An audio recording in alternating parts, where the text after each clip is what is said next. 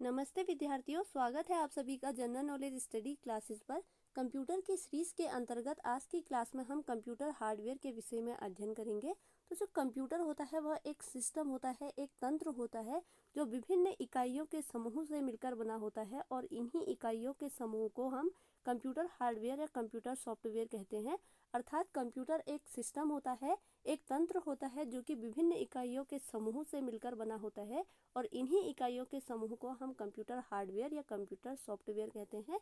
आज की क्लास में हम कंप्यूटर हार्डवेयर के विषय में सामान्य जानकारी का अध्ययन करेंगे। तो सबसे पहले देखते हैं कि कंप्यूटर हार्डवेयर किसे कहते हैं या कंप्यूटर हार्डवेयर क्या होता है। तो कंप्यूटर हार्डवेयर कंप्यूटर के वे सभी फिजिकल पार्ट्स हैं या कंप्यूटर के वे सभी भौतिक भाग हैं जिनको हम हाथ से छू सकते हैं या जिन्हें हम हाथ से स्पर्श कर सकते हैं, हाथ से टच कर सकते हैं, उन्हें हम कंप्यूटर हार्डवेयर कहते हैं। अर्थात कंप्यूटर के वे सभी भौतिक भाग या कंप्यूटर के वे सभी फिजिकल पार्ट जिन्हें हम हाथ से स्पर्श कर सकते हैं, हाथ से छू सकते हैं या हाथ से टच कर सकते हैं, उन्हें हम कंप्यूटर हार्डवेयर कहते हैं। कंप्यूटर हार्डवेयर को 4 भागों में विभाजित किया जा सकता है।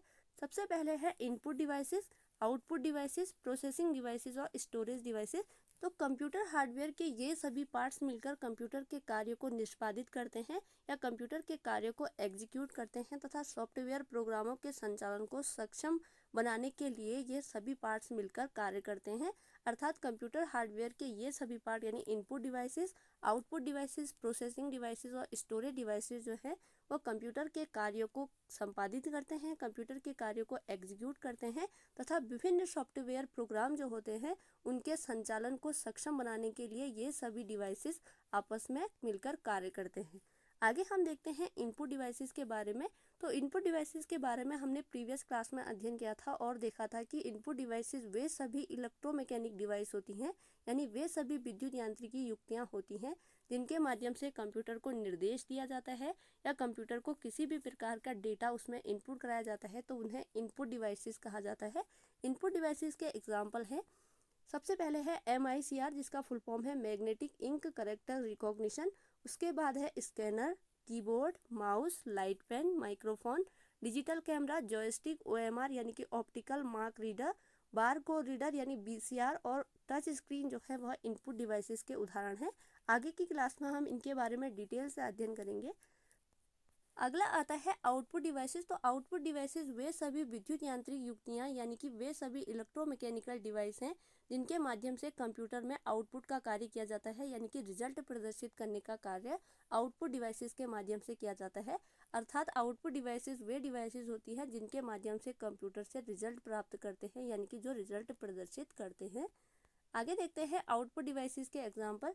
तो आउटपुट डिवाइसेस के अंतर्गत मॉनिटर, प्रिंटर, प्लॉटर, स्पीकर तथा प्रोजेक्टर आदि आते हैं।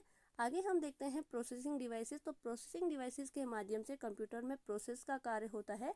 इनके एग्जाम्पल हैं, सबसे पहले है CPU, मदरबोर्ड, GPU, रोम और रैम। तो CPU का फुल फॉर्म है सेंट्रल प्रोसेसिंग यूनिट, GPU का फुल फॉर्म है ग्राफिक्स प्रोसेसिंग यूनिट, रोम का फुल फॉर्म है रीड ओनली मेमोरी, जबकि रैम का फुल फॉर्म है रैंडम एक्सेस मेमोरी। तो यह प्रोसेसिंग डिवाइसेस के एग्जाम्पल है।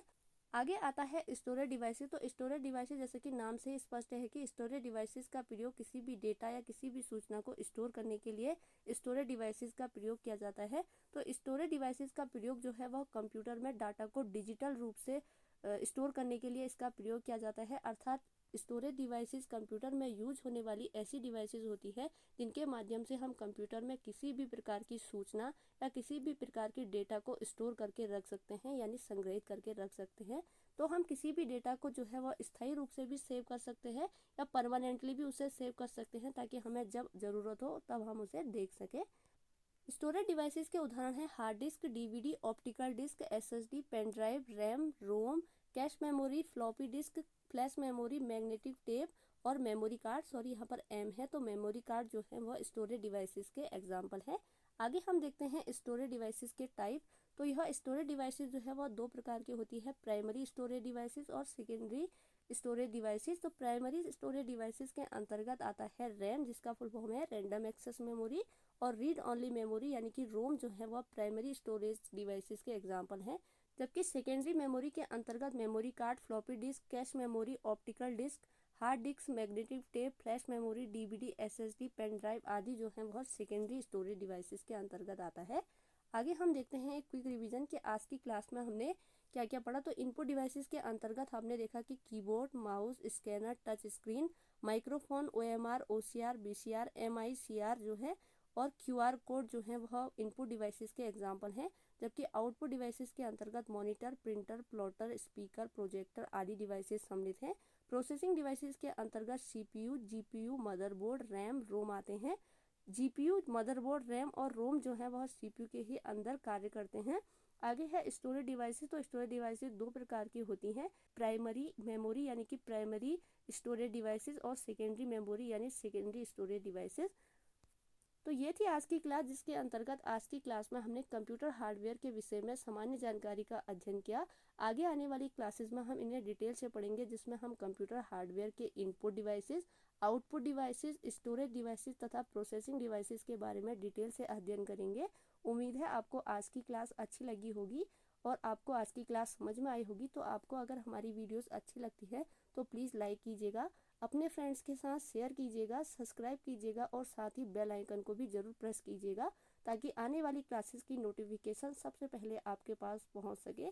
तो इसी के साथ आज की क्लास ओवर होती है। Thank you so much for watching.